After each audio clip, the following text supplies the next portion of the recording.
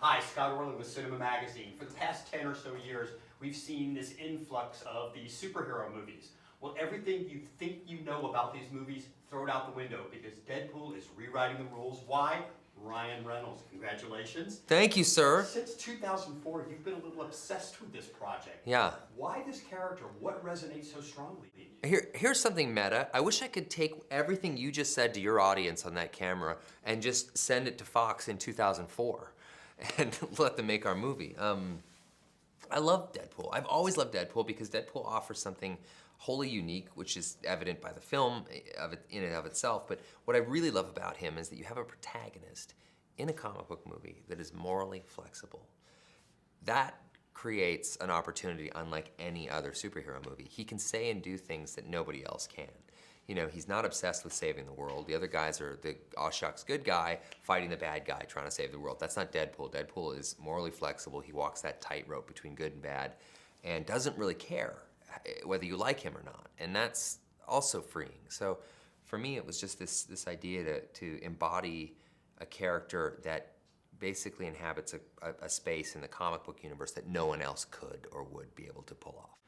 You mentioned the word body, so there is a sequence in the movie where your body has to go through a transformation. Yeah, yeah. And there is a pain threshold to see how far this guy is willing to go. Yeah. And I couldn't help but think, watching your performance in this movie, you must have had a pain threshold too, because obviously they ask you to do things normal people like me don't have to do. Oh yeah, I think I burst every blood vessel in my face when we shot some of the stuff in the workshop sequence with Ajax where he's torturing me and that sort of thing. But thankfully my face is buried under a lot of prosthetic makeup half the time anyway. So yeah, you go through stuff, you go through, you know, you suffer a bit, and that's part of the job, you know. You don't really want to wear it as a badge of honor and walk around asking everyone to pat you on the back every day because you're getting to do the comic book movie that you've wanted to do for 11 years. So by and large, you just take everything in stride and just, you know, be thankful that you're getting to shoot this movie. But was there a cool moment for you? I mean, obviously in these type of movies, you're asked to do things, your skill set has to be, the bar has to be raised. Yeah. But was there a moment where you went, oh my God, I get to look what I'm doing? Oh yeah, I mean, when, the first time I saw that suit, and I know it's been talked about before, I did cry. Like I actually wept because I was looking at the Deadpool suit. It was as though it had been ripped right off the pages of a comic, and I felt like it was the most faithful comic-to-screen adaptation of a super suit in the history of comic book movies. And that to me was like one of the sort of apex moments during the shooting process. It was probably a week before we went to principal photography, and I just felt like, oh, we're gonna do this right. Like there are gonna be paparazzi out there in Vancouver like there always are. We're gonna get on that bridge our first day and we're gonna start shooting, and people are gonna see this suit and they're gonna freak out. And that's what happened.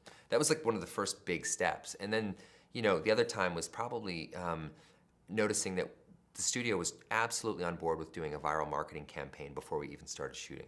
So the first thing I ever shot was actually, as I said earlier to you privately, was that I killed Mario Lopez, who was doing an extra interview. I mean, it was little things like that that just sort of distinguished Deadpool right out the gate. But too, I mean, obviously this is a pretty kick-ass type of action movie, but even in the movie you kind of turn a little bit on its side when you throw it back, but at the heart and base, it's a love story. Yeah, you have to tether Deadpool to planet Earth somehow. You cannot have a movie that is 100+ minutes of a guy running around with katanas insulting everyone. It just doesn't work. You have to have sort of a base level for him to return to, something that everyone can connect to on an emotional level. And for us, that was Vanessa, and that was the love story, and that was the fact that this guy had found somebody equally, if not more damaged than him, to spend the rest of his life with, and that is stripped away from him, robbed from him. And in essence, he leaves, but he doesn't want to put her through this awful death. And I think a lot of guys can relate to that, you know? If you have a significant other and you got sick, you wouldn't, in a weird way, you wouldn't want to bring them with you, you know? You want them to go and live and be alone, you know? So. Or you just make a kick-ass movie. Or you just make a kick-ass Deadpool movie, which is what we did here. Ryan Reynolds got to do that. Ryan, I can't thank you enough. Thank you, Scott. This is Scott Orlin. Until next time.